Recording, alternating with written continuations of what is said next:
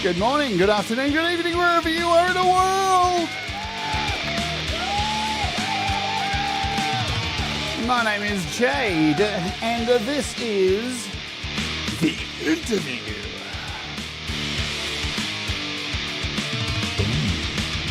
And today on the show we have the Adorable Anarchy. And we're going to kick off with one of her performances of Who Wants to Live Forever by Queen on a harp. Are you ready to oge? Let's oge.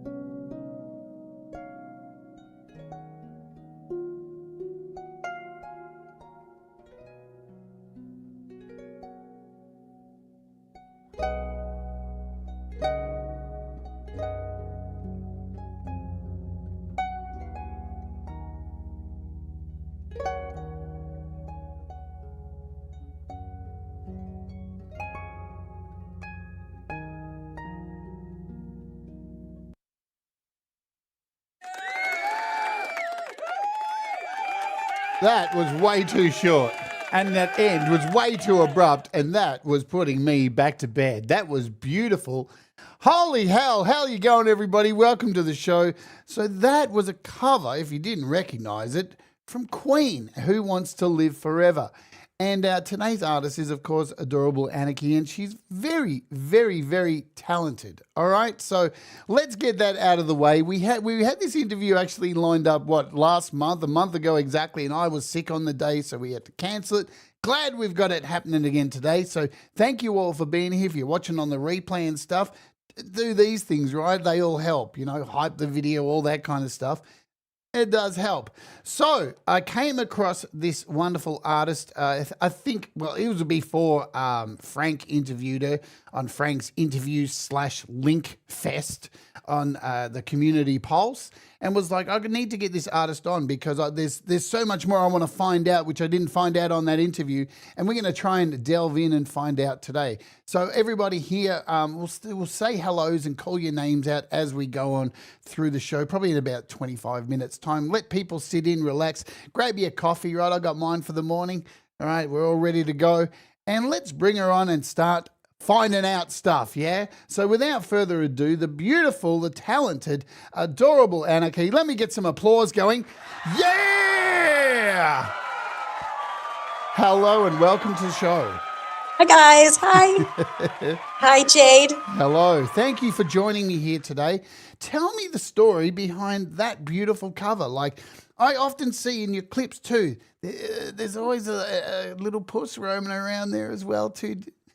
I see. Yes, my cat Spike. Yes, he's the music fan of the house. The other cat doesn't give a shit,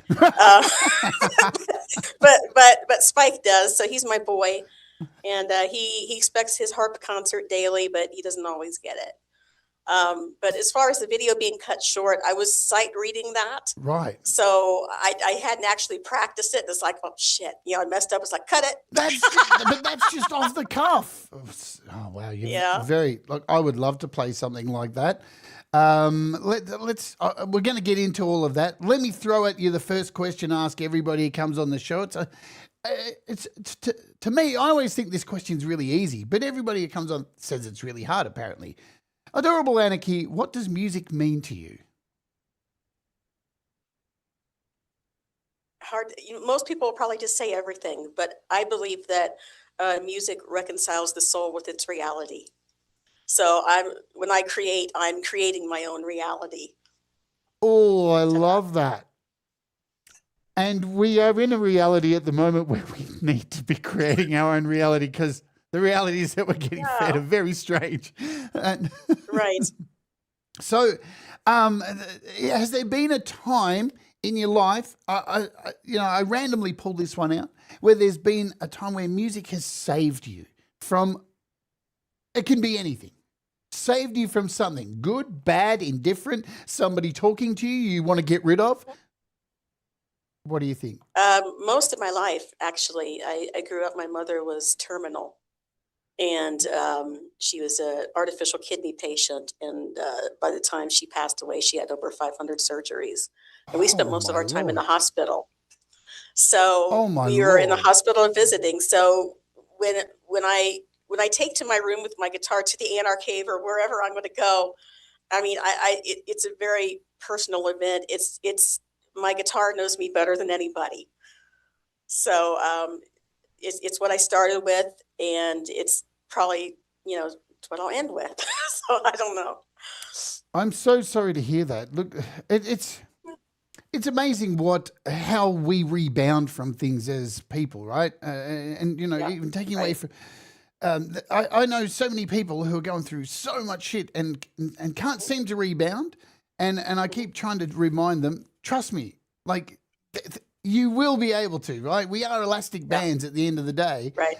And it's a credit to it. Like we are so much stronger than what we believe or what we're led to believe.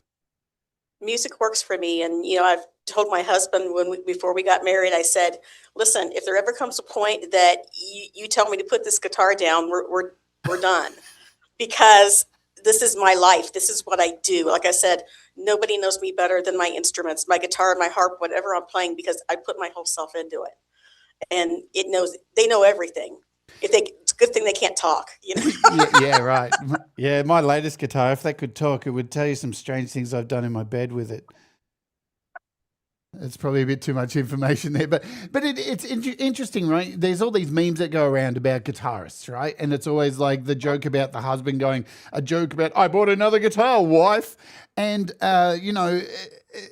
the opposite here. Yeah, exactly. Either way, no matter who you're bonking, it doesn't really matter. But there's a thing about guitarists and their guitars. It is a relationship. Like, I can't sit here honestly and say I've ever had a relationship with a microphone. Right. But with a guitar, I can tell stories. And I remember having this busking guitar that and I've still got it, right? So I've got this busking guitar. It's been on the streets with me for, I don't know, it's probably at least 20 years of busking. And I hit somebody over the head with it who was trying to steal my money, right? It's got a crack in the back of it. The electronics are gone in it. I can't, there's no way I can part with it because it's made more money than any other instrument I've ever used. And, Is there an instrument that you can draw on and say, you know, just one that you could never depart with? Right now, my Taylor 200 series, and that's the one that unfortunately has electric issues right now. I tried to play it on the last stream, and it just went. So it's going to get fixed. But I was never into Taylors until probably like last year, and I started out with a Big Baby Taylor, which is their bottom of the line, and then I realized that it ate watch batteries like crazy. Right. So it's like, well, F that. I'm out. So I just traded it on up and just got like a 100 series, and I got a 200 series after that. I don't think I would want to go up the chain anymore because I beat the living daylights out of it when I play. I'm a very percussive player these days. I can see that. Yes. I'm stressed. Yes. Well, I used to hit mine over people's heads who tried to steal my money, right? Which was so stupid. Well, they had it coming. Well, yeah. Who steals money from a busker? Come on, man. Mind you, right. I used to make a lot of money. So, you know, that's a hard thing when you got a lot of money in there. What is it about this Taylor? What is it? Is it the tone? Is it the way it doesn't hurt your fingers? What is it? Well, it's both, but mostly the second one is, you probably know that those of you who have watched my channel, I've got problems with my hands now. Right. It's why I don't play in standard anymore. It's also why I kind of gravitated towards the harp, because you use different muscles to play. So this particular guitar, it's very easy for me to play. I can glide on it. And it's, like I said, it's right at the price point where you can beat it up a little bit. Yep. But, you know, it's not going to kill you. It's not necessarily going to kill you if something happens to it. You don't want that to happen, but you can beat up a little bit with it. So, you know, and right at that point. Electrics are an interesting thing in guitars. Like, as I said, the aforementioned my one, the electrics are gone in that, right? And I took it to get fixed, and the guy's like, yeah, this is a big job. The microphone's in the neck. And problem solved. I just got a piezo put into it, and now it's fine. Right? So there's ways around it, right, to fix that kind of stuff. Let me get into this. So as a young, adorable anarchy, when you maybe weren't so anarchistic, or maybe you were, I don't know, we'll find out. The music that was creative. Right? The music that was played in your household by your parents, loved ones, siblings, cousins. Who were some of these artists that were played that you heard and drove you to play music? Who drove me to play music? I can't really say. My mother asked me when I was about 5, hey, do you want to start guitar? And I said, yeah, you know, because I don't know. Hang on. Your parent offered you to play an instrument. Mm-hmm. Yeah. Wow. I'm going to date myself here. It was the 1970s, and Bob Dylan was all over the radio. Right. And everybody was really enthused about the whole acoustic thing. And my mother and I, like me and my dad are like this. My mom and I, not so much. And so I thought, oh, she wants me to do something. I'll do this. You know, we'll be good buds, you know. Right. So that was my impetus for that. But it was just one of those things that, you know, I got started on it, and you know how it is. You can't really stop it. You find that it helps you focus or whatever it is that you need it to help with. It accomplishes that. So as far as what was played around the house, it was music. Yes. Who? Old jazz standards. Yeah. Beautiful. Standards. Who? Some of the artists. Can you throw some at me? Glenn Miller Band, which I still love. Like Hoagie Carmichael, a lot of Frank Sinatra stuff. I mean, today, you know, it would be kind of laughable, but there was one piece that I did hear amongst all of that stuff, and I'm not really sure why they put it in there, but I didn't question it. I can remember where I was when I heard Beethoven's Moonlight Sonata. It was during them playing that on the radio. So that was when I was 8, and I said, I'm playing that someday. So when I was about 18 in college, I played for the Dean's List. I was the only freshman who did that. So, yeah. All good music. All good music there too, you know. I love that style of music, you know. I love Muzak. I think Muzak is wonderful. And I grew up in a time where I was playing metal, and all my friends were like, you can't listen to anything else. And when you're young, you get sucked into that dumb shit mindset and go, oh, yeah, better do what the dumb metalheads say. And it wasn't until I actually told them to fuck off and started listening to other music that my metal got better, right? There you go. Well, you get your own ideas. Yeah, well, metal comes from classical, right? And it comes from Mozart. Most things do come from that stuff. One of the biggest arguments I ever got into was with the bluegrass dude. We were out at the bluegrass concert. He wanted to say that there was no passion in classical music. It's like, are you stupid? Oh, dear. What? My dad's like, shut up, shut up, shut up, shut up. What is wrong with some people? It's ridiculous. Ridiculous. Hey, I see more people have joined us here. Thank you, guys. I'll call you out soon. So nice music to listen to. Did that influence when? So you got a guitar? Did you get to choose your guitar? Did they take your guitar shopping? No. No, you just got handed one. What was it? A nylon? I'm guessing. Wait for it. Oh, it was a Sears and Roebuck. I don't know. I think it was it's a shit model. I don't know what it was called. It was one of these little tiny ones. It had steel strings on it, and they were rusted out, and it was horrible. And eventually, my mom and dad got me an electric for Christmas with like an amp. Nice. And eventually, I ended up getting like an Ovation after that, like years later after that. So I did my Ovation streak and moved on. Now, that's really interesting, getting handed a guitar that is busted up and, well, not busted up, but hard to play. And I think most guitarists had one of those too. Like my first guitar was this shitty Onyx. It was a 3/4 electric guitar. It was so terrible. And it sounded terrible no matter what I plugged it into. It was just vile. But the one thing that I got from it, because how I started to learn play guitar was I used to listen to my favorite metal bands and run around the backyard without the guitar plugged in, learning how to chug, doing that. So nobody could hear me. It wasn't plugged in, but I'm a good chugger now. I was shit at. I didn't know any of the notes I was playing. That didn't matter because it was all about this, right? So it doesn't matter how shit the guitar is, as long as you're invested in it, and you obviously were. I actually had a neighbor, and I didn't know this until I was about maybe 10 or 12. My neighbor was a graduate of the London Conservatory of Classical Guitar. Wow. And so he gave me my first classical guitar, and I used to go over there when I was 10 and hand it to him to change the strings because, you have to do it differently. You have to loop them on around. It's this whole big thing, Yeah, look, that's why I never got into nylon string guitars. I was like, you expect me to tie something? Well, they have the ones with the ball ends now, but honestly, they're not as good. I can't even tie my shoelaces. What's going on? What is happening? Yeah. Right. Where are we here? You know what? Let's go to this question because I always find this one interesting. What was the first album that you purchased with your own money and first album that was given to you as a gift? First album that I purchased, Tom Petty and the Heartbreakers, Damn the Torpedoes. Wow, what a good album. And the first one that was given to me, Bad Company, I think it was their self-titled. It was the one with Rock and Roll Fantasy on it. Bad Company. My cousin gave it. Yeah. Wow. So have they shaped, in your opinion, do you think they've shaped your music since then? Oh, Tom Petty, definitely. I mean, look at some of my harp stuff. I tried stupid stuff like on the harp, like that shouldn't be on the harp, like Tom Petty.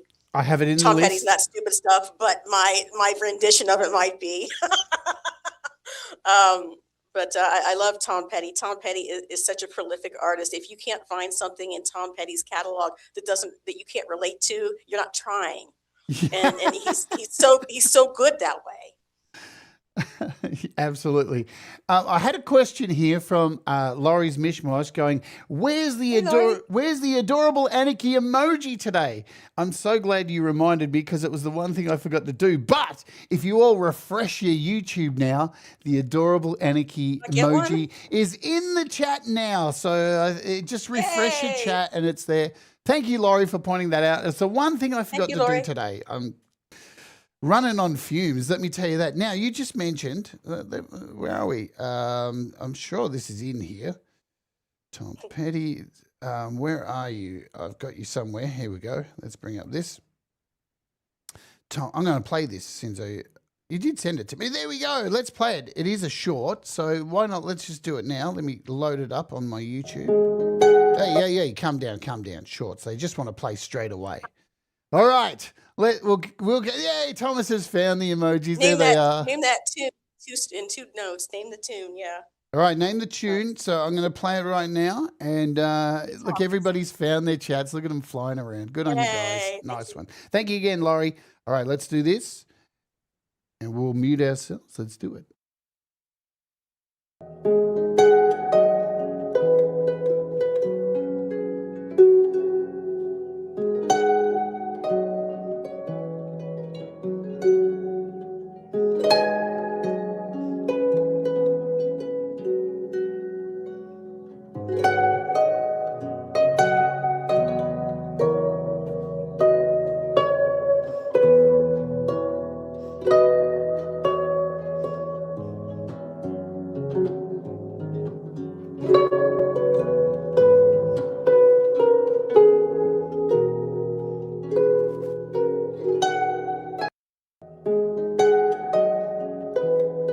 I'm not used to playing shorts. My shorts game is shit. Did anybody guess in the chat? Come on, guys. What's going on?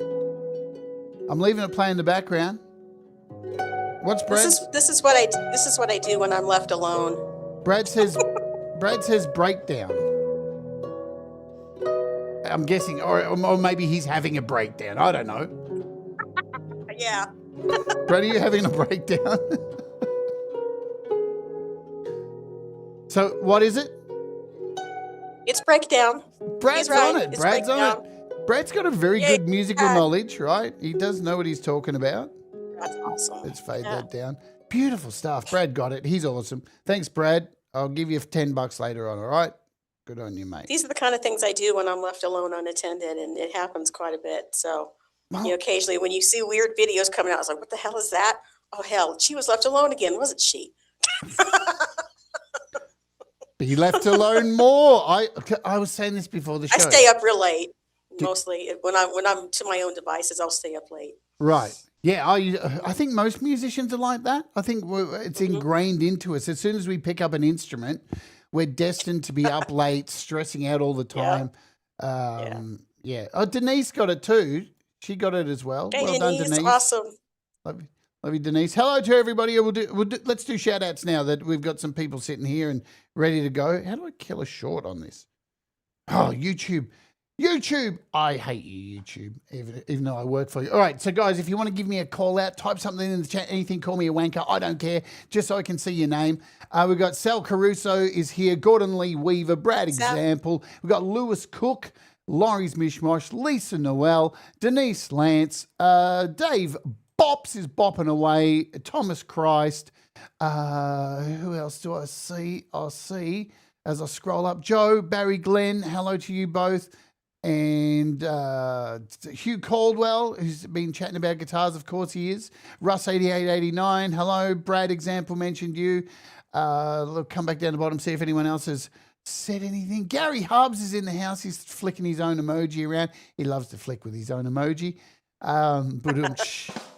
Boom, yeah. Is there anyone else I've missed? If I've missed you, I love you, but we'll come back to you and call you out as we go on. So have you seen Tom Petty live? No, I didn't. I know, right? Because when I kind of always took him for granted. I know. I was young, man. I was young, and then shit happened, and then I got broke, and then more shit happened, and all that shit. Life of a fucking. I just didn't. Life of a musician, eh? We're continuously living on the fucking breadline, eh? I know, right. Sylvie, I miss Sylvie. Hello, Sylvie. Good to see you as well. Hey, look, there's bands that I haven't seen and I regret not going to see them, and there's bands that I've seen that I really regret having to go see. Yeah. Yeah. I'll never forget seeing Vanilla Ice. I used to rap Ice Ice Baby to my kid. when he won whatever bet that we were betting on, that was the prize. I had to stop, collaborate, and listen, and we had to go from there. And he just sit and laugh his ass off. Yeah. Hey, Riverbend Sim, this is one I reckon many people, I would have loved to have seen Jeff Buckley. There's an artist that just, oh, jeez. You know, I remember when they dug up his estate, what was it, in 2016 or 17 or something like that, and they found a whole another album or whatever. It was like, oh my God. And I would have loved to have seen the Eagles before Glenn Fry passed. Well, you know what? You can see them anytime as long as you perform one of their covers on YouTube. They'll reach out to you and demonetize your channel. Right. They're always with us, right? They're always with us in spirit, aren't they? So, thanks, Eagles. No kidding. What, that's so mean. I don't understand why they do that. I'll never understand that concept. They got ex-wives to pay for. Look, it normally is somebody like that. It's somebody who's the estate has decided to do that or whatever, and all the record labels just complete assholes because that's the music industry. But yeah, what can you do? Yep, the damn Eagles. I think everybody's, especially whenever I see like a music panel and somebody's got guests on and somebody goes, "I'm just going to play this Eagles song," I sit there, hey. What are you doing? You're going to ruin this person's channel. Do you not know the rules of YouTube? Right. Let's get into. I hear Don Henley's not the easiest to work around regarding, trying to cover their stuff. So I hear it all comes down to Henley, and Henley's just a little bitch. Wow, a little bitch. Yeah. I don't know the man. That's what I hear. You heard it here. A little bitch. I'm always going to refer to Don Henley now as a little bitch. Don Little Bitch Henley. That's right. It is a really fascinating concept. Like, see here, Thomas writes, they don't want people to listen to them. I'll never understand it. Look, I don't have a problem if I use somebody's music. I don't have a problem. I can make a conscious decision to go, all right, I'm writing this video off. I want to play the music, so I'm going to play it, and I know that money's going to go there. So the video is written off. That's cool, right? But especially like for like wanting to break down music and talk about how it was made and that kind of stuff, I'll never understand it. I'll never understand. Like, I see so many channels who want to break down a song and go, "Hey, listen, why is this song so good? Why has it lasted the test of time?" And then they just get demonetized, and you just think, do you not want generations to keep listening to this? Because if you don't, they won't, and you'll be forgotten. Like, yep. It's an odd thing. Again, I'm all for like paying my dues. Like sometimes I do these opening hours, and I'll sing to a backing track. Take all the money. I don't give a shit, right? Hopefully I get some super chats to cover it. Right? That's the way it works. Yeah. Just don't shut my channel down, for God's sake. All right, let's talk about school. Yeah. And learning. I went one time. You went one time? Was it Bandcamp? Well, yeah, I did go to that, yes. So I used to play flute. Yeah. So the next question is always the recorder. So did you... What is your learning like just in general school? Did they have music in your general school? You're already playing guitar. Obviously your mum said, "Hey, here's a guitar, let's do it." Did you have music in school, like even primary school, high school? And did you take those, and were you naughty? We did have music when I was in grade school, and I loved my music teacher, and he's still on my Facebook list. I still have one. I don't think he remembers me, but whatever. My dad also had a friend who would come over and play guitar. Like, they would do all kinds of folk songs, and everybody would have a good time, and I really loved that. But in school, yes, I had in grade school, I had Mr. Howard, and then I was in band. I started band when I was like in 4th grade. So I was playing flute, and I was also in the jazz band in junior high and high school. So, yeah. But you played. So I was in marching band. What I'm so interested in marching band in Australia. A lot of American things we see growing up and go, and I've never seen a marching band in Australia, and I just go, what is it all about? Like, It's like synchronized music. That's all I could say on a football field. By football, I mean American football, not soccer. But it's got to be hard to like walk at the same time and do the music. Like it is, and if you're playing flute, also you have to keep your arms. You have to keep it straight so that it's perpendicular, not perpendicular, parallel. Yeah, to the ground level, and damn it, that hurts after a while. Yeah, and you get like a sore under the arms, wouldn't you? Up here, right. Yeah. And so, like, I don't know, you need to train with holding books on your arms or something, because but it gets kind of rough. But it wasn't that bad. I was going to be in it for another year, and I had some family things going on, and I said I can't, and they took me out of it, and that was the end of it. But the games were fun, and it was fun. The camaraderie with all the peeps on the bus, it was fun. So yeah, that's the one thing, because you've got cheerleaders, you've got marching bands, you've got the players, you've got the supporters. So that stuff's all very exciting. I couldn't imagine trying to step in time and perform. I would play live and barely be able to hold it together, walking from one side of the stage just to go and get a beer while I was singing. So. Well, they tell you get about 2 or 3 months of practice before you hit your first field. It's the first game, right? And it's something akin to I don't want to say a Nazi camp, but it's it's something like, if you miss this step, take a lap. If you miss another one, take a lap. Like, some people never got into the fucking formation because they're taking laps. You on the flute into the oven. Oh my God. Well, that went south quick. Sorry. No, I love it. That's my sense of humor. Well, hey, if you can't laugh at that stuff, well, I know, right? Thomas says, not to mention they do all this during the fall and winter. Mm-hmm. Bitter cold. What's that like? Not only having you just put, well, normally, let's see, I think our last game was like in November. So you don't really technically go into like December, which is cold here. Yeah.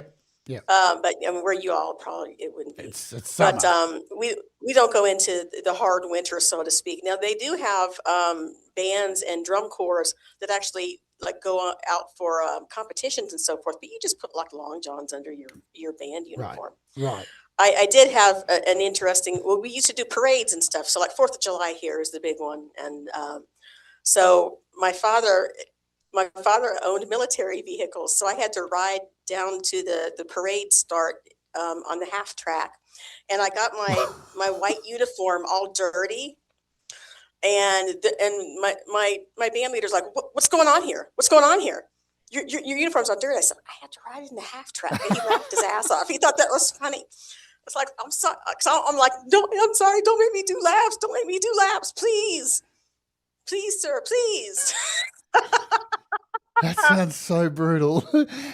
Hang on. No. Growing up, did you like to play in the dirt, or were you a girly girl? Girly girl. Girly girl. Wow. Yeah. I thought you might have liked to roll around in the mud. I'm shit. Well, I was kind of not forced, but brought into it. Let's say I was the only girl that I knew besides my sister who could drive a tank at age 16. So it was a bit of a unique upbringing. Right. Yeah. So I'm gathering, like, if your dad's in the military, you're moving around a lot. He wasn't in the military. Sorry. He was a graduate of the Citadel, which is one of the prime military schools in the United States. Right. Never was in the military though. He's a science teacher. Ah. So we kind of stayed in one place, and he just collected his military vehicles and weird stuff, and life went on. Right. So he's a collector of What an interesting thing to collect. Oh, all kinds of stuff. There's skeletons in our basement and all kinds of shit. Nice. It's crazy. Yeah, crazy. Carousel horses, they got into that in the later years. Spark plugs, which is, I never understood it, but he liked it, so who cares? Gas pump globes. He used to have the 3rd largest collection in the world. Wow. Hell, the held the world's record for jumping his tank over cars. Hang on, So- what? What? The Evil Knievel of tanks. Yep, pretty much. So this was like back in like 1980. So I think someone else has actually tried, and like he was in the Guinness Book of World Records and stuff. Oh my Lord. Nowadays, and you would probably find my dad's name in the Jane's military manuals, because a lot of the military vehicles, the government didn't even have them to catalog them, but somehow my father had them because he knew somebody who knew somebody and, collected. So my dad is basically known as a military expert, so to speak. Wow. A collector of military spark plugs. Yeah, I don't. There's a joke in there. I know, right? I said I don't get it, but it's like, you just leave them go. Just let them go. And Gary says, what the actual fuck? That's it. Riverbend Sim says, the closest we have in Australia is the Salvation Army marching band or Hare Krishna groups. No. Uh, I'm in the state of Ohio in USA, and if you don't know what that is and where it is and all that, doesn't matter if you don't know where it is. It's basically like we have Ohio State University here, and Ohio State everything here, and that's all they do is marching band shit. They are the best in the country. Wow. Now, I wasn't a part of any of that, but Right. but they are, and if you see a chance to check them out on YouTube, you probably should. It's amazing. There's a lot of reaction videos done with the Ohio State marching band. So you're in a marching band, you're playing guitar. Do you start jamming with people? Is there any time you form a band at school? And if so, what was the first band name? Did not form a band at school because Wow. you know why? Nobody wanted to practice. No, everybody just wanted to go and do stuff that wasn't practicing. No one was serious about it. I was in the jazz band, but that was something that was started by the faculty, not Right. not kids getting together and say, "Hey, man, let's do this cool band." It wasn't that. I didn't start jamming with people actually till I was about 18, Right. and I joined a bluegrass band, and I played the Grand Ole Opry 4 months later, and it was something that where if you go to a bluegrass festival, basically everybody's jamming with everybody, and so you learn. And then after that, I went to college where you really learn how to do things and set up your stage the way it needs set up and the whole thing. So I was a guitar major and a jazz minor, and I was hoping to be a music professor. That didn't work out. Well, that's So unfortunate. I was. think you would have made a great professor. I thought so too, but my family, there's 5 generations of teachers on both sides. My sister and I were the first generation that were not teachers. And I thought, man, I got this. I'm going to be a freaking music professor. This is going to be great. And then I got to music college, and I realized one fatal flaw in my plan, which is I couldn't teach worth a shit. Teaching's really hard. Really, really It hard. is. It's And yeah. Go. I'd like to commend you, by the way, because most of the reason that I watch your channel is because you're such a great educator. Well, thank And you. as someone that I don't have the talent for it, it is a talent. And yeah, there's practice involved in it, but it's a natural talent. I don't got it. And I know my limitations, but you do. And you've been so helpful to a lot of people.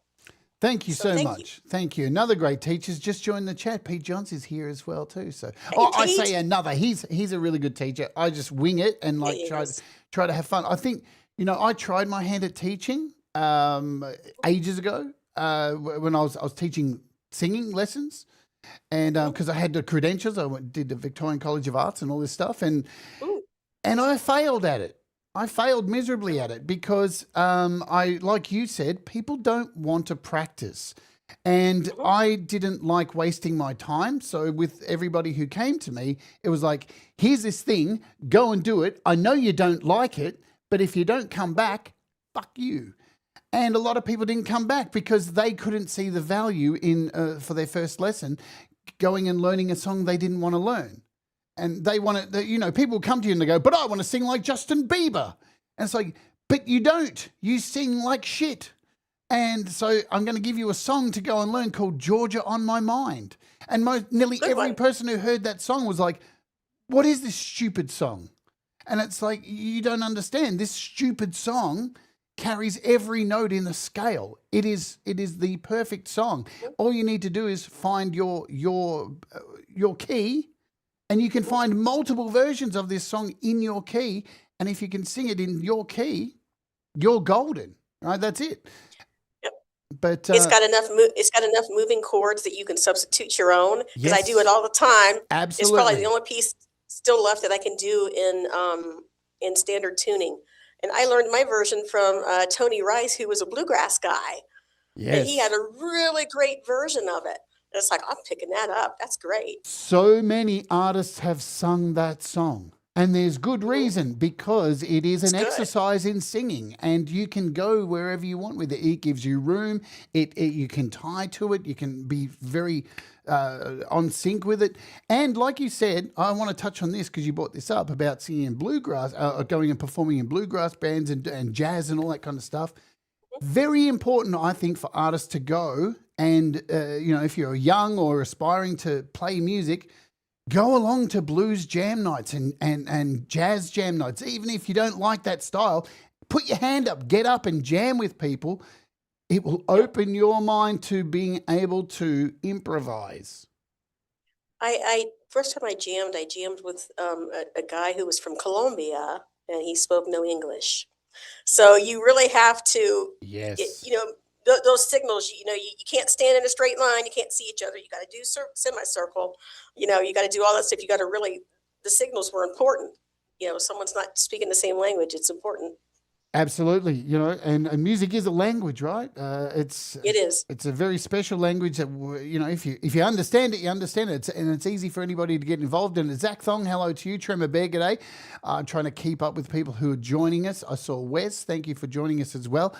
My friends used to go to this stupid little blues jam, and I every week would go, I'm not going to that shit. That sounds boring as hell. And they take their little harps along with them. And then one week I went along, and I was so pumped. Like I used to get dragged to karaoke all the time. Get up and sing. And I'm like, I hate that. Right? I hate when pro singers get up and sing at karaoke.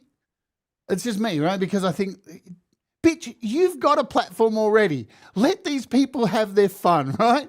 But when I went to a blues jam, I was like, I need to get up there and sing about being sick and depressed and just get up and, wow, baby, I'm so depressed. And it changed changed the way I interact with musicians. It's a beautiful thing. Definitely. So you said you were in a jazz thing at school. Was that a performance thing where you had to go and perform at other schools or anything, or just at your own school? You have like the public recital like once every year or something like that. It was one of those things, but it was always overshadowed by whatever play the drama department was putting on. Right. So, everybody went to the drama thing and they didn't come see us. So it's whatever, dude, whatever. Yeah, that's always hard. Missing good stuff. Yeah, it is always hard to do. I'm gonna throw in another little short here. Why not? Because we've got a whole bunch of these shorts. Let's do this. Let's play this one. Let's bounce over here for a second. Let me cue it up. Make sure we're right. These shorts are very short. The irony in the name, huh? Yeah. All right. This is. And make sure we're all tuned up. Let's play this. This is Stevie Wonder. Let's do it.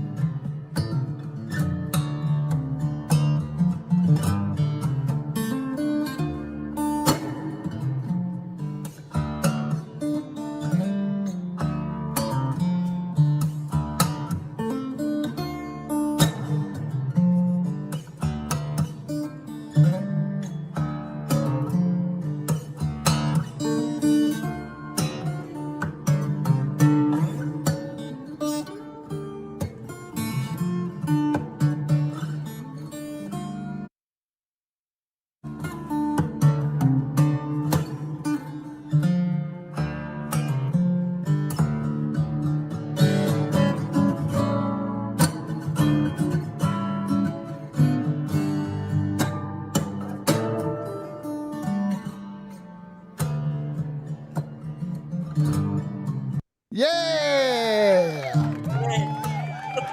There is superstitions riding down the wall. What a vocal. Yeah. What a vocalist. An incredible vocalist. Very influential to me, Stevie Wonder. Because, like, not only dude's blind, some people in this world at the moment, conspiracy theorists, actually think he can see. I don't know what that is, what's going on there. But anyway, who would spend their entire life faking being blind? It's just ridiculous. But I know, right? What a voice, though. Like, oh, my Lord, that dude can sing anything underwater. And, yeah. Not that I want to see that. He's awesome. And lately I've been getting into actually Boy George. Have you heard his song called Resting Bitch Face? Yes. Oh my God, beautiful. It's interesting with Boy George, Love right? it. Now, interesting about him because during the 80s, we were actually in a better place, like just societal, because you had an artist like Boy George. Mm-hmm. And people were like, yeah, totally gay. Yeah, look how he, and no one gave a shit. And at the moment, you had Elton John as well. Yeah, you know, they're just talented people. Who Marilyn, cares? This whole gender blending thing was no one gave a fuck, right? Because the music was good, and that's what it was about. And the cocaine obviously was good too in the 80s because everyone was on it, right? Yeah. But now it's like you see an artist roll up in the red carpet wearing a dress and people are like, oh my God, the Chicken Little, the sky's falling. It's like, are you kidding me? There've been punk bands wearing dresses on stages for fucking years, right? Iggy Pop. New York City Dolls, was it? New York City Dolls. Yeah, Yes, David Bowie, like this gender bending thing is... Mark Bolan, yeah. It's been around. And these days, I saw an interview with Boy George recently and he was just saying, I'm getting so much hate recently. What happened to people? When did people's brains break? Was it the internet? Probably. I don't know. Yeah, I don't know. He's so talented. And the voice is to die for. And as he's matured, his voice has only gotten richer. So it's nice. Yeah, he was. Not that it wasn't good before. He was here in Australia. He did I think he was a judge on The Voice here in. I think it was The Voice. I think so. Yeah, it was one of those shows anyway. I don't watch those shows because they're kind of weird, but that's me, right? Where are we here? So I'm curious to find out. So you're playing guitar. You're playing in the marching band, you're doing the jazz thing. What makes you pivot from a guitar to these multiple instruments? Firstly, I guess, what are the instruments you can play? Piano or keyboards. I can do enough to be dangerous. I play the array mbira, which is, it has 120 metal tines on it. It's kind of like a huge kalimba. It's 4 octaves. Play guitar, of course, play harp. Hell, what else? I'm looking around my room to see what else is here. I've got a Chinese harp because I saw some woman on YouTube play Thunderstruck on one of these who sings, and it was it was fucking fabulous, Jade. Yeah. Fucking fabulous. Made me want to buy this instrument. And I think I've touched it like twice. Right. And I've got a video on that says white girl touches Chinese harp. That's my video. But guitar is my main. And lately I haven't done much with the harp. And the harp may be leaving us, unfortunately. No. But, I know. Well, we had some, thanks to the last company I worked for, which I won't name names, but they're a very well-known payment service online. They're everybody's pal. Yeah, right. And they cut everybody in the department's check. I lost 20% of my check, and we lost our house and everything. So what? Yeah. So we're still kind of reeling from that. We're coming back from it, but unfortunately, as a result, the little harp may have to go bye-bye. I'm so sorry to hear that. I am too. I'm really tore up about it. But it's one of those things that, I say to myself, make better decisions next time. I don't know. I'm keeping my small harp though. I've got a smaller one, right. Just the pedal harp one. Probably will have to say bye-bye. I hope not, but I'll be playing it until then. So how do you go about learning the harp? It's like piano. Well, for me, I had what's called a lever harp first, that's how you change the pitches. I should have had this out here. You could have seen it easier.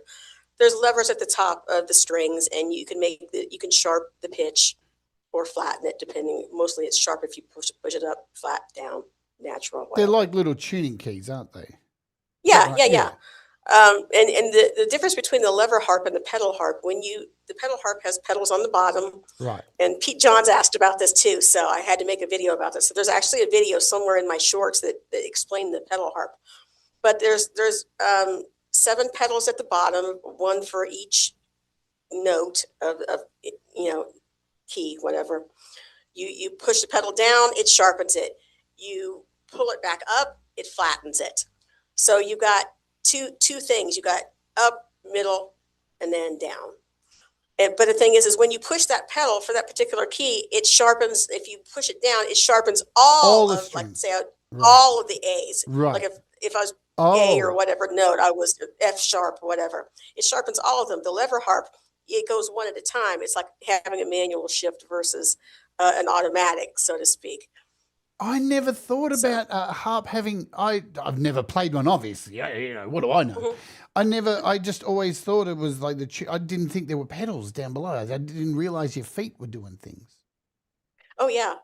Right. A lot of people, if you look at harpist videos, a lot of people will have pedal cam.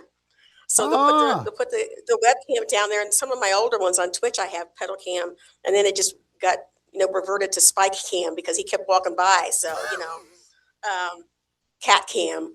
But so a lot of people like to watch the pedaling on it because like I do some like a Def Leppard tune that I do, but I have to do like 2 of them at once. And I don't know, I'm self-taught. So I don't know if people actually do 2 pedals at once, or if someone was like losing their mind out there thinking, oh my God, she's going to break it. Right. I have no idea. Why does my brain go here? As soon as I hear like a foot cam, I automatically go to, there's way to make money out of weirdos who love feet. Yes, I'm glad that you point that out. I had a very good friend on Twitch actually, who texted me one day. He was real excited. He's like, guess what? I got this job. I'm going to sell shoes. And I was like, oh, that's perfect for you.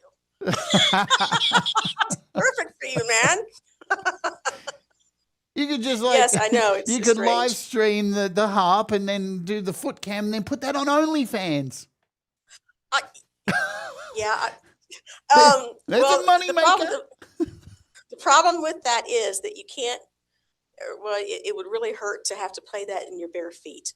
Right. And you wouldn't want to do it anyway because the pedals are brass. I know this is not what you really wanted to hear here, but Well, some sexy high heels, hey. You know what? That sucks. I tried that. And it didn't work. Fuck. Didn't work. I see these, there's this huge influx these days of really pretty girls on the internet, beautiful, hot young girls playing guitar and bass and drums, and they're like killer fast death metal drummers. And there's this one I watch, and she wears these 5-inch stilettos while she's doing double kick drums, and I think, how the fuck do you do that? It's hard enough to walk in them. What is going on? But hey, the views, they're coming in. People love that shit. It is what it is. I used to mow my lawn in heels. Really? And I was a secretary for so many damn years, and I've got no what is that? The arch was all messed up.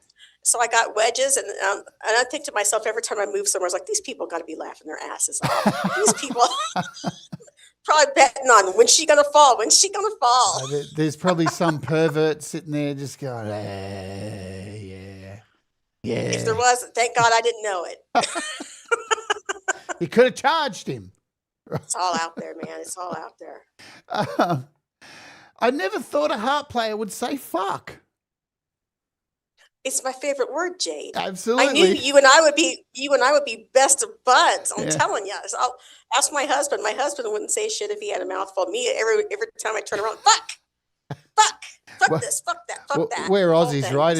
It's bred into your culture here in Australia. You have to say it, right? It's if you don't swear, then you're not alive. Maybe I'm honorary Australian then or something. I don't know. I got nothing. You know, I'm very frustrated. That's all. When I Very, lived in very America, anxious. I just used to love going out to pubs and dropping the C-bomb everywhere I went. Because you guys are so precious over that word, and we use it here like, you know, we say like, oh, you're a total or you're a really good right? And we use it in good ways and bad ways. And I just, it didn't, like, you know, I forget to change my vernacular when I'm living in another country, and I just meet people and go, oh, you seem like a good cunt. And they're like, what did you say? I'm like, oh my God. Oh, holy shit. I told my hubby, I said, you ever call me that, you better run for the hills, my friend, because, you know, things are going to change for you, not in a good way, not in a fun, happy way. Well, let's talk about this. Let's play another song. I'm going to play this from your SoundCloud account. This is another cover of a fantastic song. I'll let you guys guess what it says. You're going to see the video anyway, but this is While My Guitar Gently Weeps in DADGAD.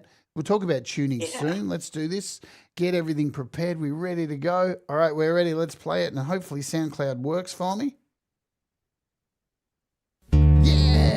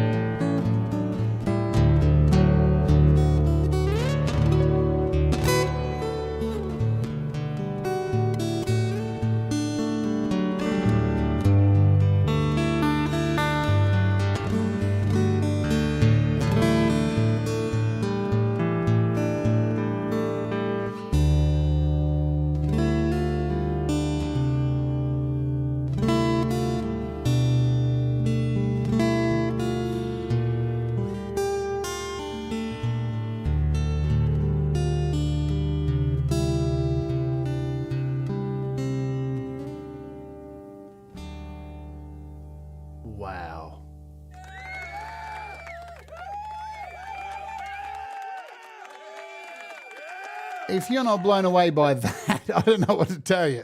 That was beautiful. Thank you. One of the best renditions of that song I've heard in a very long time. Beautiful stuff. That was played on guitar, obviously, in DADGAD tuning. This is on your SoundCloud account. Thank you very much, Jamie Burlington, for the kind donation as well. You rock. Just beautiful. Listen, the reason I got you on the show is because I think you are incredibly talented, and this is one of the things, right? It feels like there's a lack of good recorded stuff of you out there. Now, it's on good authority that you, before the internet, back in the days, remember the old days, everybody, CDs. Yeah, remember the old days. And you were more prolific doing that kind of stuff. So how can we get to a point where you're releasing some, high quality stuff instead of just in front of a fucking camera on your phone? Well, it would help if I listen to you and to Pete Johns and all the lovely people who would tell me how to do it, because I'm not. It sucks because while I tell people this, I know what I know, and unfortunately, that's all that I know. So I'm not technical. I'm technical enough to be dangerous. That's what I tell people. And normally, also too, we've been moving around. I think I must have moved 5 times in the last 6 or 7 years for work and everything. So usually by the time I get everything straightened around and set up, we're moving. Right. And I got to rip the shit out. Right. Cart the shit across the country and the whole thing. And and by the time I get it set back up, because when I get there, I got here, and it's I don't feel like doing that today. Yeah, I don't feel like doing that today. It's and a job. The vocal pedal that I'm working on right now, I think it was made in 2014, 2012. And I bought a newer one, but I didn't like it. It wasn't analog, and it didn't seem to have the warmth to it. And so I went on eBay and bought another one from 2012. So it's not state of the art, but it works enough, It's kind of one of those things. Gear's gear. If it works, it works. We talked about that this week on the show too. You don't need the best, you need the thing that works and works for you. That's the most important thing. Look, that was beautifully recorded though. That was, I don't know, that was so nicely recorded. It sounded so large. I think someone else might have recorded that for me, and I can't recall. It was really that long ago. It was one of the first things that I had done in DADGAD. Right. And I think that was back in, it was around 2007-ish. Someone asked me to come to a gig one time where everybody was covering a Beatles song. And they said, "Hey, you get this one. Bring it to the thing. We'll see you in a week." I was like, what the hell am I going to do with this? Everybody does this song. And I don't really know what was the inspiration for it, other than, maybe my cable was out at the time and I got nothing to do but sit there and fool around with it. But that was kind of one of the first things I had done in DADGAD. And I really like it. I didn't really start getting into DADGAD heavily until probably maybe about a year and a half ago. So that was my next question about tuning. Obviously, when you take on multiple instruments, you start to hear different things in the way things are tuned, and then you apply this to guitar. So tell us your journey in change. I've never had the guts to go and change. I just play everything in standard. I probably should, and it would open up. So when I found a capo, I was like, oh, everything's changed. Good. When used properly, they're good. I'll never understand. Right? There's a lot of hate for capos out there, I found out. I was in a guitar group once and I mentioned, I finally bought my first capo, and they're like, loser! I was like, calm down. Are you okay? Yeah. We were told, this is when I was playing bluegrass. For bluegrass, it is a must-have. In fact, I got 2 or 3 of them hanging around here. Here's one. But they say that it's kind of a taboo thing that you don't dare put a capo above the 5th fret. Because, just don't. Fuck, things will come out of the ground or something and get you. I don't know. Why does it matter? If you got to play it. Who cares? So people love to be angry at things. They do. That is the economy we're living in at the moment. It's like as soon as you publicly say on any form of social media, I like this thing, you open the door for somebody to come along and go, I fucking hate it, and I'm going to tell you. And yeah. And James Burlington says, it always feels like I'm cheating with a capo. And you know what? Yeah. And You are to a degree. It's a mental state. You got to get yourself into that mental state where you're thinking, I'm going to play this, damn it. And I don't care what you think. I'm going to play it this way. And you people will have to deal with it. It's a mental mindset. And so in regards to cheating, like how I will use one is like, because I sing and I'm learning a guitar song to perform, and the proper chords, I actually can't play them and sing at the same time. So I'm going to find that capo spot where I can find the chords that I can focus on my vocals. So yeah, in a way you're cheating, but you want only because you want the performance to be its best. Well, yeah, and regarding the open tunings, I mean, here's a prime example. Anybody ever watched Dolly Parton play guitar? Oh, wow. She got nails like yay long. Yeah. She just put that nail right over the bar. She tunes it like in an open tuning. She plays the guitar with one finger. Yeah. It's like, yes. Yeah. I mean, it's not exactly the most, classical thing that you would ever see, but for her, it works. And of course, she sings like an angel. I mean, who cares? Do what you do, and whatever. I put a capo on a freaking ukulele, man. I don't care. I don't care anymore. I've used one to hang my clothes up. There you go. I had no pegs. It did the job. There you go. The other thing about Dolly Parton is she's a really nice human being. Yes. Yes. where it's seemingly we're finding all these musicians we like are weird. She's one of the good ones out there, right? She doesn't hurt kids. She seems to be, yes. Yeah. Although I got to tell you, I'm going to take issue with her frozen food line, because I'm not really feeling that. Because this the beef stew thing, I said, I gave it to my husband. I brought it home and said, here, try this. Here, you do it. Tell me how it is.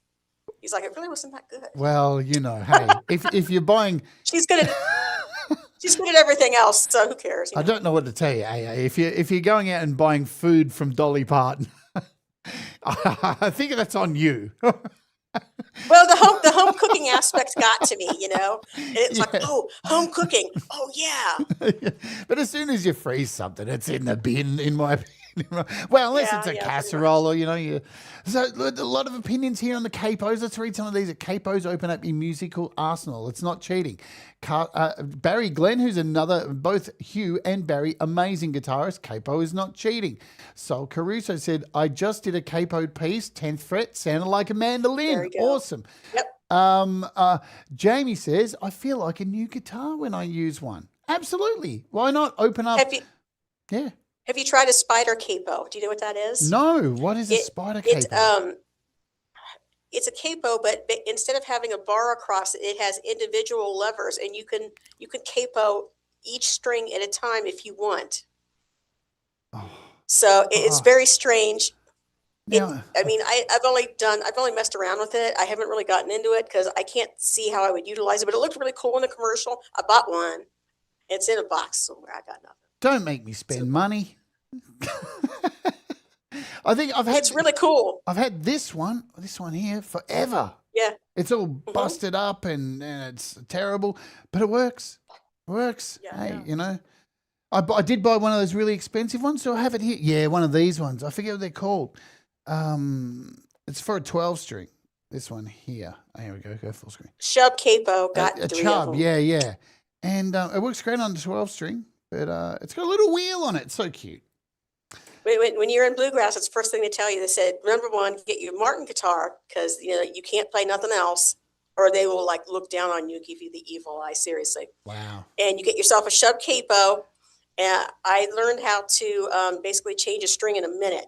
I was good with the pit stop, man. So if my string would break in the middle of the show, I'd change it in under a minute, run back out there, and go for it. So yeah. I just want to say hello to Camp G May, who's here. And Pete says, capos are rad. In fact, I want more like the ones you can get set at different towns for each, set different towns for each. Now, spider capo. G-May is in the house and Mountain Man. Have you considered at Adorable Anarchy performing at one of G-May's festivals that he has? Oh, sure. Where is it?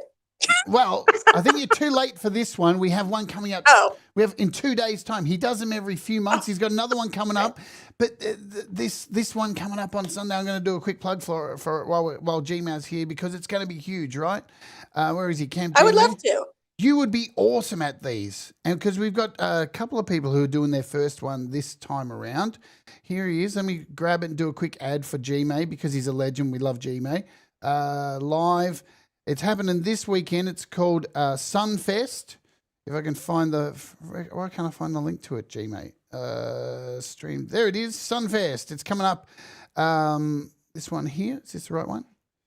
There we go. Sunfest.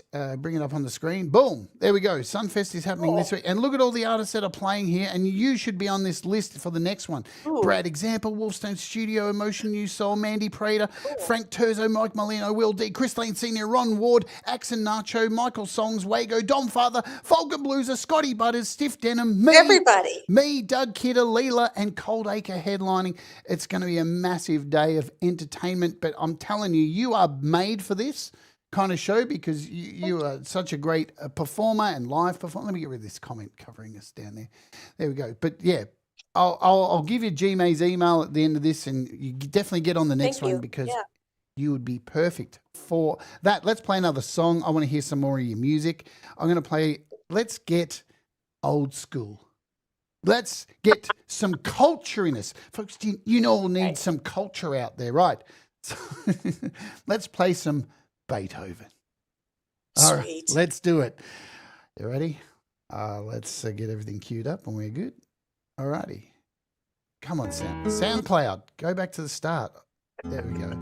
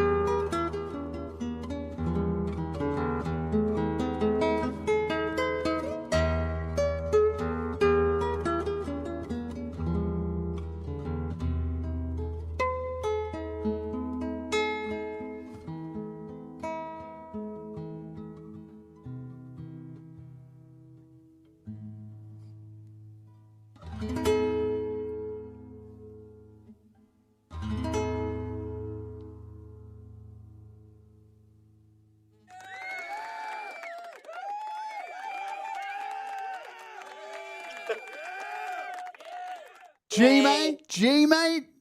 Am I right? How cool would she be on a festival? Am I right? I'm right. I'm always right. Beautiful.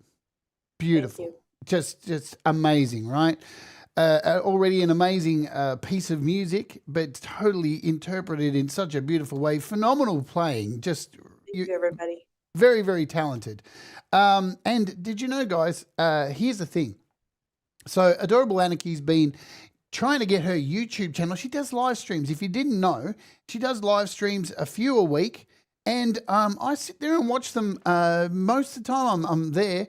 And I want to see more of you people over there at her streams, because here's the deal. She's doing a new stream. So every Saturday we do this little train happening, right? Where it's like Thomas Christ, me, then Pete Johns, and then Wolfstone Studio. Well, now, before Thomas Christ, this lady here is performing live each and every week. So add that to your list. Make sure you subscribe to her. There's her channel. If you're not subscribing, I will find you. Thank you very much. Yeah, I do a half-hour set of Beatles in DADGAD. Mostly everything's in DADGAD or altered tuning. I don't do standard anymore. So, but pop stuff, like I do some Journey. I did Van Halen last time. I tried to do Jump in DADGAD. It worked pretty well. I was surprised. Whatever I don't know, I'll figure it out. But just a variety of stuff. George Michael, Wham, all of it. If it lays in DADGAD, it goes. And I'll try it. So yeah. Yeah, I've been there watching there on in the background. As I said, sometimes I chat, sometimes I don't. But you really should get in and watch her play and watch her perform. She also does a cast each week with your partner called the Smug Cast. Tell us about this. Yes. My husband Tim and I do this. We got kind of pissed off and frustrated with everybody. We decided we're going to do this podcast, and like, what are we going to call it? Well, we're smug, aren't we? Yes, we're so smug. It's a joke. We're not really. But we just talk about whatever kind of cheeses us off that week and what we think is funny and just general observations. Come by and check us out. It's going to be Wednesdays now at 7:30 p.m. Eastern Standard Time. And I don't know what that is for y'all over in Australia. My apologies. Yeah, it's just an hour-long show of us sitting there dishing the dirt, basically, because we don't see each other a lot during the week. And he's over in his office. I'm over here in mine in the Anarch Cave, and we talk, because our relationship has always been from two different rooms. Yeah, I love it. It's very strange. We were best friends for how many years before we did this? So yeah. It's like date night in the same house in different rooms, but getting a chance to unload. And, guys, people here on this channel, I do a rant every week, and I took it away for a few weeks, and people got upset. They like me yelling and getting angry. So if you want to go and listen to people, two more people having a, I think we all need to have a, and you should go and check that out. So how has it been? How did you find us over here on this motley weird community on YouTube? Who was the person who introduced you to all of us weirdos? Pete Johns. The gateway drug himself, Pete Johns. How did you find Pete?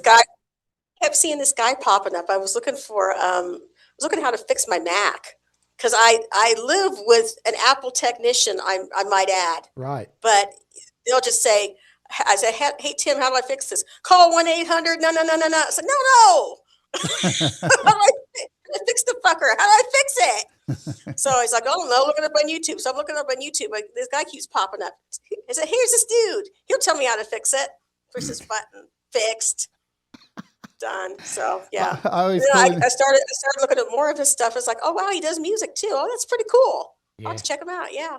I always call him the funny little dude on the internet that I came across one. I needed to fix one thing, just one thing, and he had the answer, and I stuck around. And same. And then I wrote a meth-fueled review of one of his albums on iTunes that goes for about 35 paragraphs on how much I love his album. And he probably thought, who is this fucking weirdo? I better give them a moderator. And here we are, It's so, but well, I won't. I'll ask you to do my next album. Then how about that? You can write 30. Well, I don't smoke meth anymore. So. That was during the dark times, right? Now I'm naturally high, right? Nice. Absolutely. So, so you find Pete, you've got your music all up there, and then I think Frank Terzo was the first one to kind of bring you up and introduce you to us all. And I've been sitting here like, it's interesting. I've been doing interviews for ages here on this channel for 6 years. And I see people, and now I've got a competitor with Frank. I've got to try and get in before he grabs them. So I had to wait.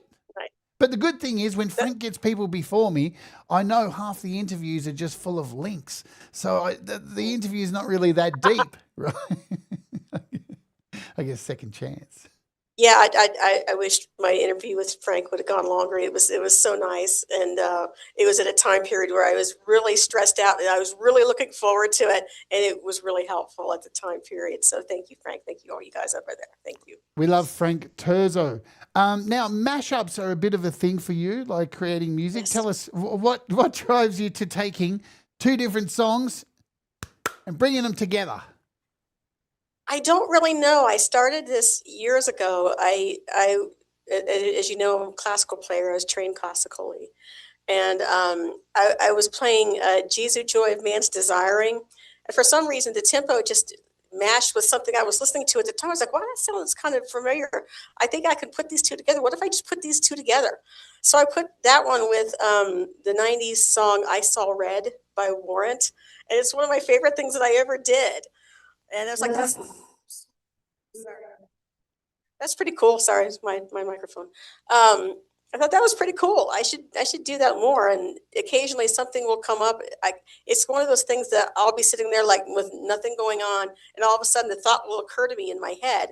So stuff like Collective Souls December, and I put that with Ode to Joy. And I also discovered that I can also put some T-Rex in there as well. So as long as it's in the same key, it lays pretty well together, which is kind of strange because you wouldn't exactly, be hearing that every day. And of course, Chim Chimmery, and Dirty Deeds Done Dirt Cheap. Awesome. In fact, I have that queued up right now. I think that's the first time I met you, Jade, I saw you on that when you were talking about it. Let's play it.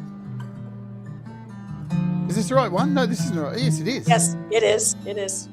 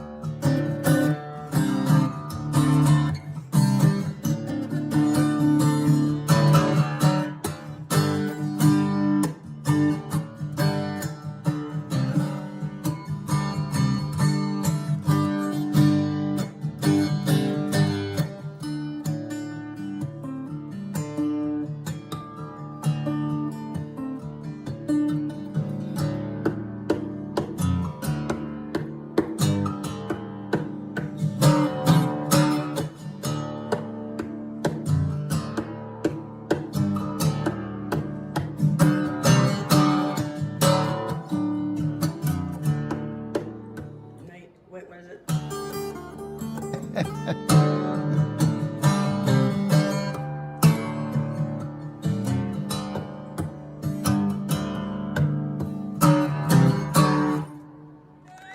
Yeah. I never in my days thought Chim Chimmery and AC/DC together. Well, yeah, I mean, it's a natural progression. I mean, you gotta now that you get know, beyond the Disney thing. now that you know, right? There'll be more. Yes, exactly. I'm going to play another little one here because I think this one's cool as well. So, because you sent me a whole heap of shorts, and shorts, they don't take up much time, right? So this one is Queensryche on a harp. Shit. And ukulele? And ukulele. All right, let's do it. And ukulele at the same time. Are you ready, folks? We're going to do this. Let's get this going. Make sure we got it right here. This is the one. I get bored. Let's do it.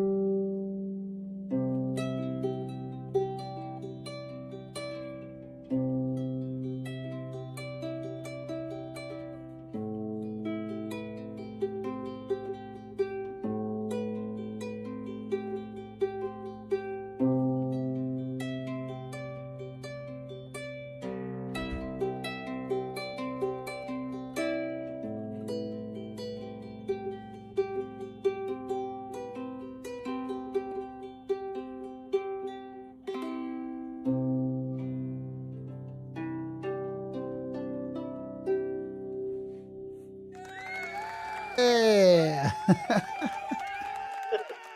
So, Queensryche, hard no matter what you play, right? Vocals, Jeff Tate, amazing. One of those bands I grew up with as a metalhead and were like a bit light for me because I'm a death metal head, but at the same time, like, wow, incredible musicians. So it brings me to this question. What is there a song, an arrangement that you've tried to tackle that was really hard? A song that's really pushed your limits to your skill level? Yes, there probably have been many over the years. If I can't get something nowadays, it's like I'll try it, and if I can't get it, I mean, I know the difference. I know better to know, am I going to be creating bad habits if I stick with it, what I'm playing, or am I just going to give it up, or is it not going to lay well, or, that kind of stuff. But mostly I can work stuff out, stuff that I didn't think that I could work out. So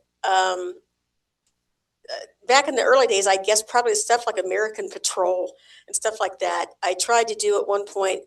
There was a big thing going on, like back in the 80s, Stars and Stripes Forever.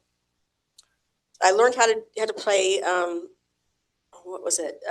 Yankee Doodle Dandy and, what was the other one? Some patriotic thing. It was together because it was Chet Atkins did it, and everybody wanted to do it. Right. So I learned that shit.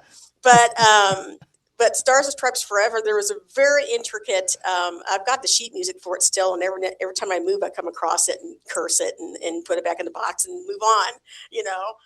So it's that kind of stuff. But I have a lot of music that I've tried or I've started with and just, you know, for whatever reason, probably Liebestrom number 3, because Doofus wrote it like in the key of G flat minor.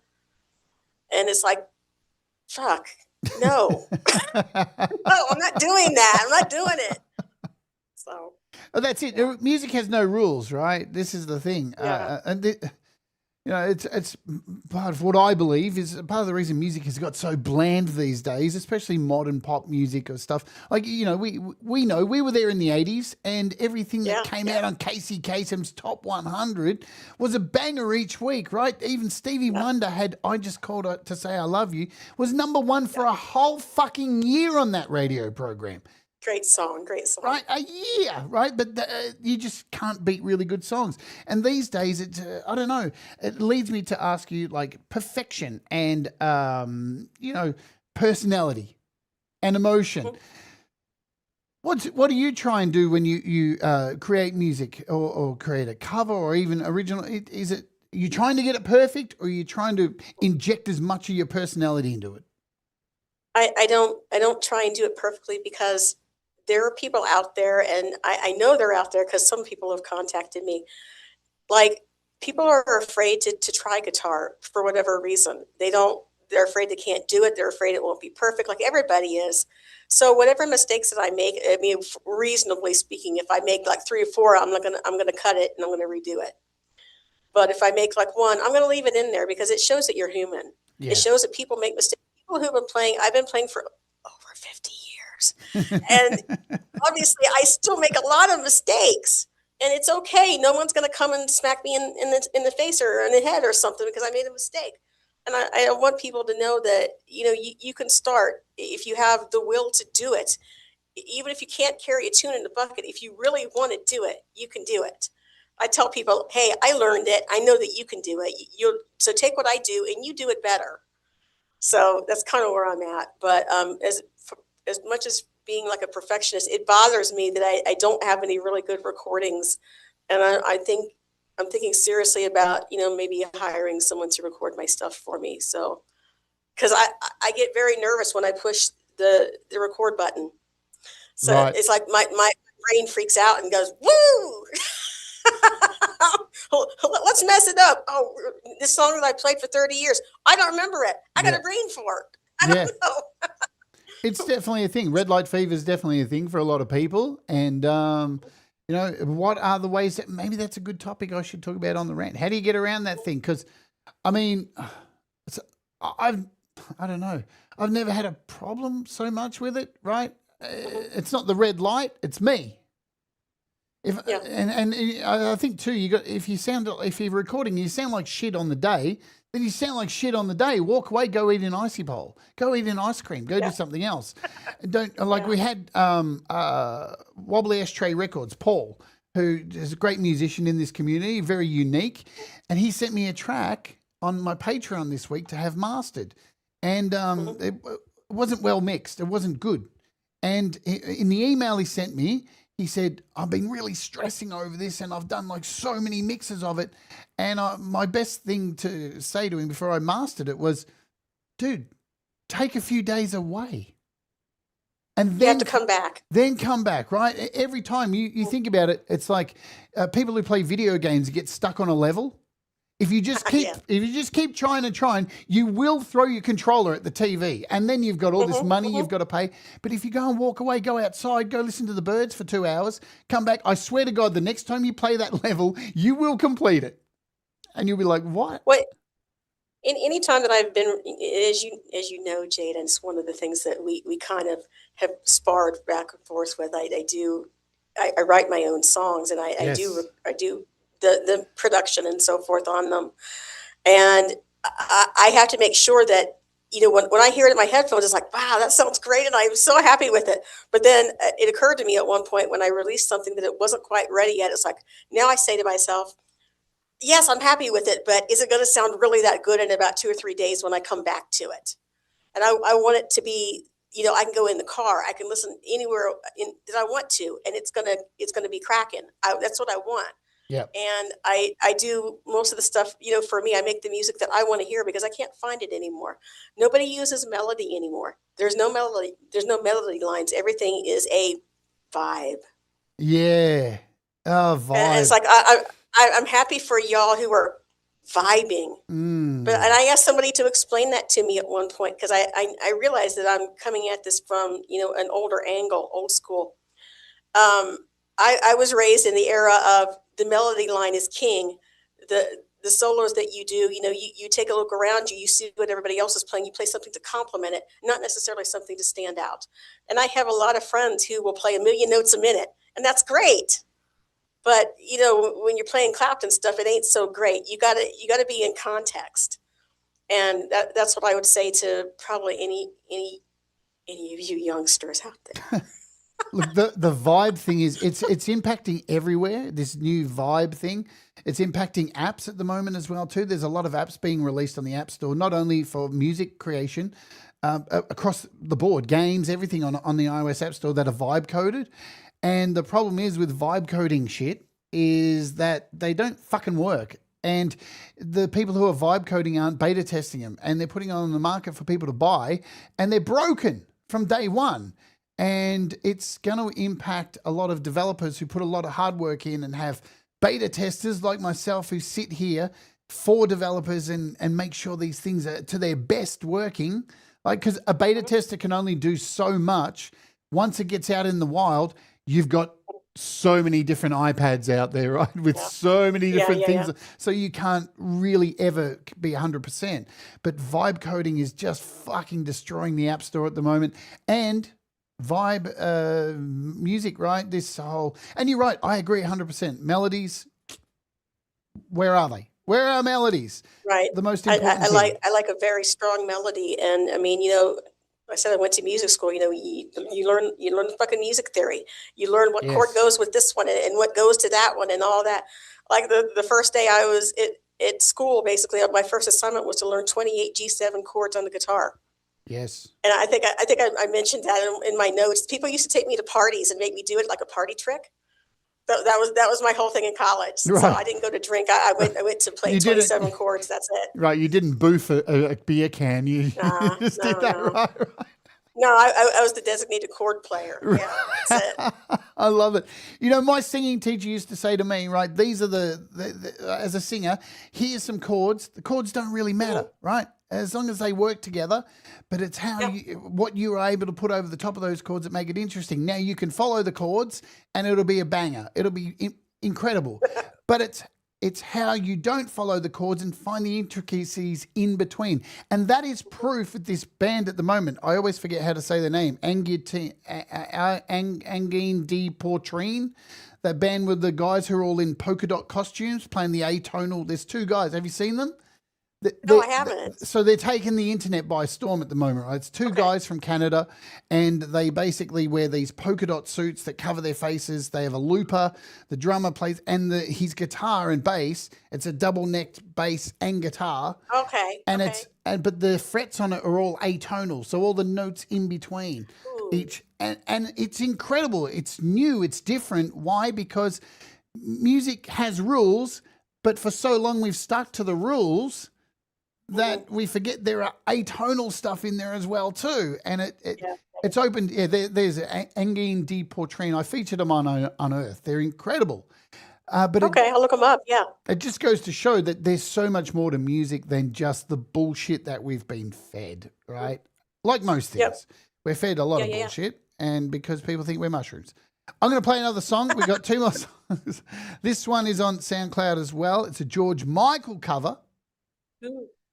And I love a bit of George Michael, right? And not George Michael. He's missed. Yeah, he is very talented. Super singer, super talented. And, he is pretty well liked by the boys, I hear. So I understand. And that's all good by me. Sexy things. All right, let's do it. Let me bring this back to the start. I have to hit refresh because SoundCloud's weird. Are we good? Yeah, it is. All right, let's do it. This is I Want Your Sex, Baby.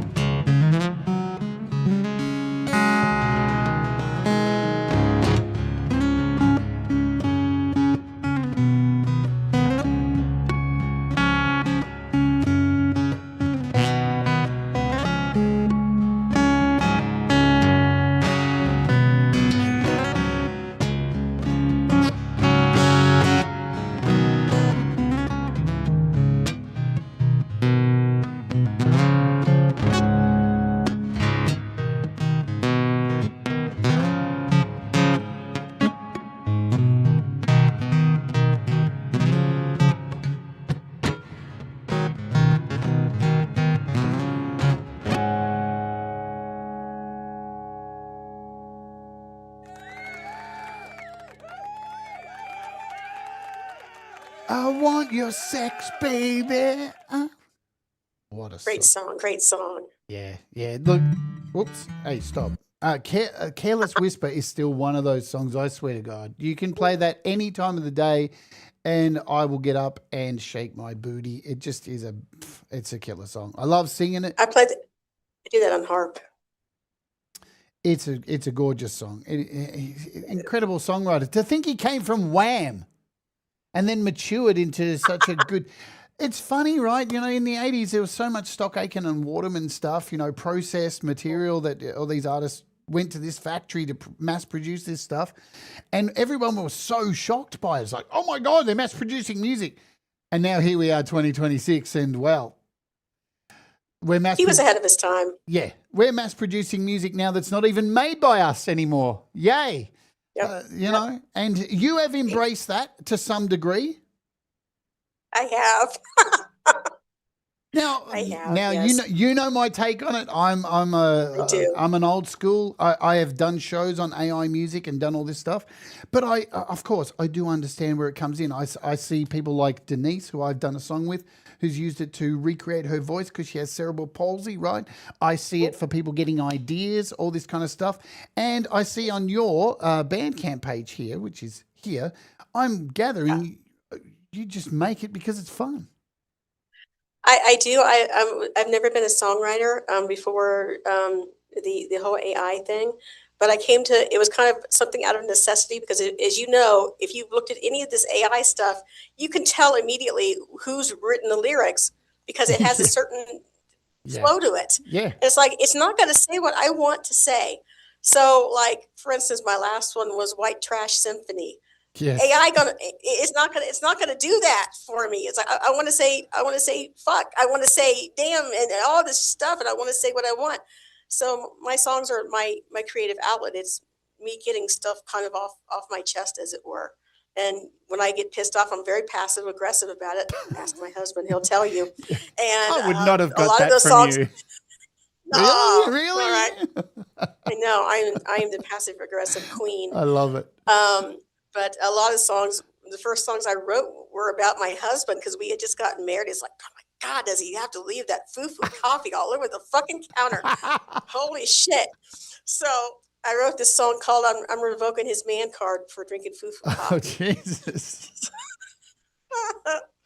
That's still one of my favorites. But it's just something for me to, like I said, I make the music I want to hear because it doesn't exist anymore. And I have found a formula that works for me. Occasionally, like I'll go outside of that. Like I've got a bunch of bluegrass stuff that I've done. It's on my channel right now, going live 24/7. Right. Yeah. My pop stuff is going 24/7. Yeah.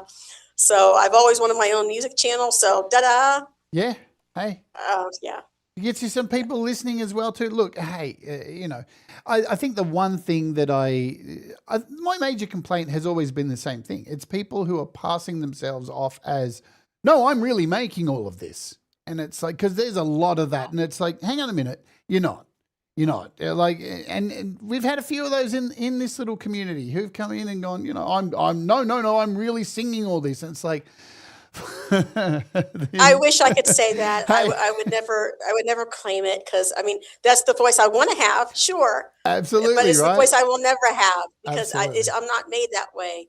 But I mean, I will put different things into the recordings because you know you have to dress it up a little bit to get it past the, you know, everybody's saying, oh, this is AI, and we were not going to put it out for you. DistroKid won't pitch True. it. Yeah. So like, you know, anything on White Trash Symphony is like, you think that's me? I applaud you. You'll hear my snark, but you won't hear my voice, unfortunately. So, well, yeah. I get to say this to you right here, right now, which I've wanted to say for ages.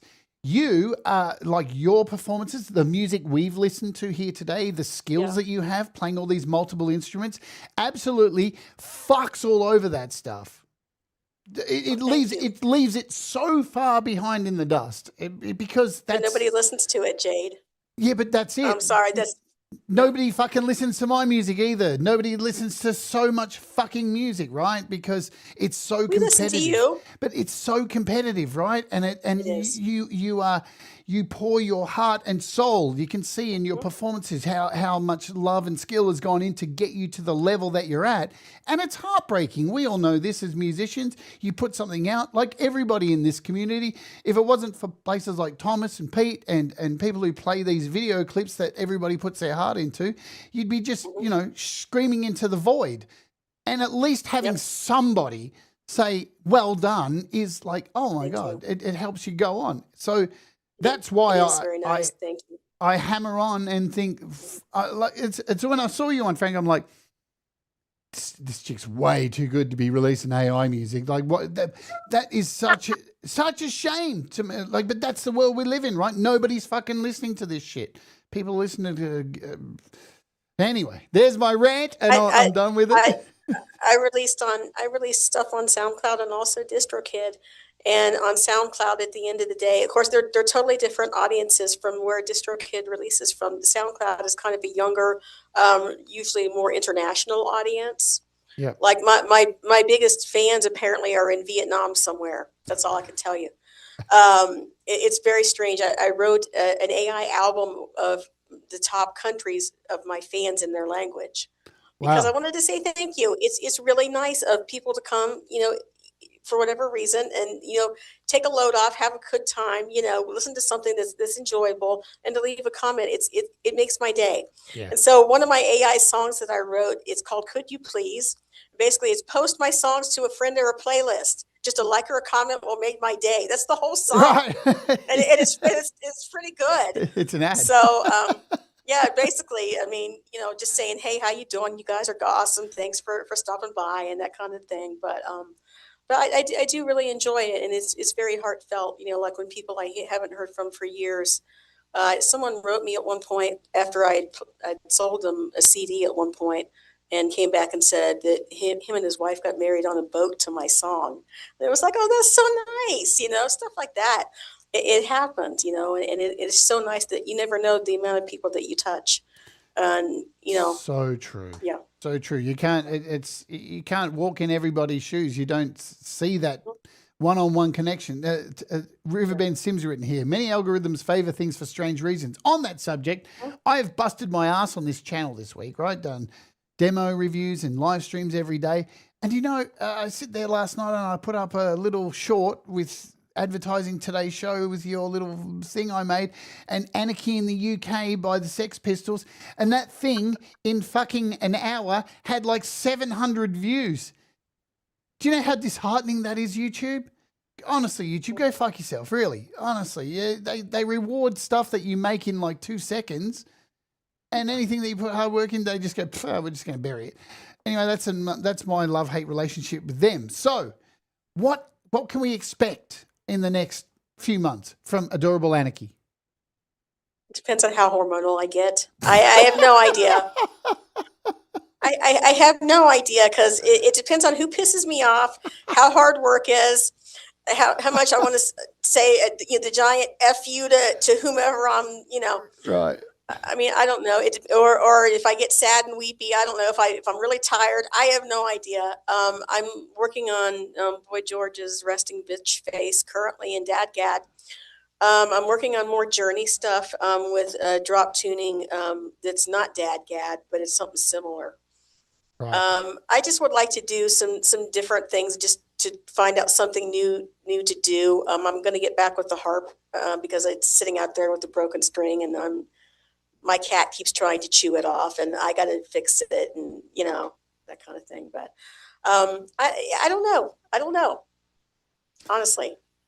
Perfect. Well, you know where to tune in, folks. I'm going to ask you the last question I ask everyone because we've got to dump to Pete Johns in 5 minutes. I've got to play this last song. If somebody was considering becoming creative, when would be the best time for them to start? Anytime. I don't care how old you are. Anytime. Perfect. If you want to do something, do it. Life is short. Absolutely. Be happy. Yes, be happy. Do the things that make you happy, folks. Just do it. Just don't care what anybody Or says. do it to piss someone off. Who Yeah, cares? yeah. Get somebody Make back. yourself happy. Revenge music. It's the best music, right? That's it. I want to thank you for coming on the show. All the links to Adorable Anarchy. Go and sub her up. Go and check out her live streams that she does. She's on Before Thomas Christ each and every Saturday now. She's got her Smugcast. She's got her music. Go and like some videos. Leave some comments. Tell her you love her, right? All that stuff. Thank you for coming and hanging out. Stay on the line so I can say goodbye to you. Me. Thank you for coming on. I've really enjoyed this. Had a great conversation. You rock, right? You do too. Thank you. Thank you. We're going to play this. This is Pizzicato, Easy Mute, Hack for Guitars. Pachelbel's Canon. Pachelbel's Canon. So now we may have to close it off at the end so I can dump the Pete because it's. I got a new looper pedal, and this was demonstrating my new looper pedal. Beautiful. You guys will know this song. It's in every freaking Hallmark show ever made. You'll know it. Thank you all, everybody in the chat and all that kind of stuff. Thank you for hanging out. I will do the quick advertising thing that I have to do. Where are we? Recently saved. If you haven't already seen the video I dropped this morning, it is. What's going on? Oh, there it is. Retro Keys by Audio Kit Pro. Go and check it out. It's sick. It's a really cool app. And if you didn't know, this week we mentioned G-May's got his thing, but I'm still doing an opening hour because that's just what I do. I'm going to sing some Pearl Jam songs. So come and hang out if you want to come and do that. But let's go out with this. We're ready to go. Everything's queued up. Do the things that make you happy, folks. Mistakes make you better. All rise together. Stay awake and let's enjoy this. Let's Oge.